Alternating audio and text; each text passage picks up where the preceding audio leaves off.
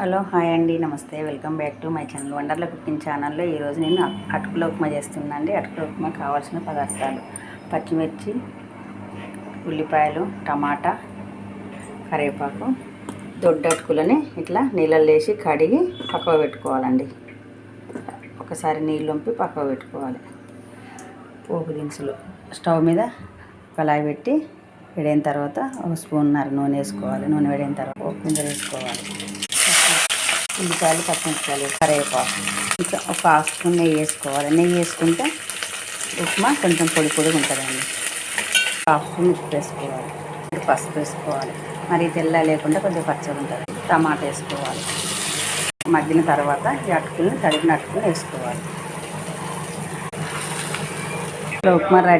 అటుకుల ఉప్మా రెడీ అండి. మీకు కనుక మరి నచ్చితే లైక్ చేయండి, షేర్ చేయండి. వండర్ల కుకింగ్ ఛానల్ని సబ్స్క్రైబ్ చేసుకోండి. బాయ్ అండి.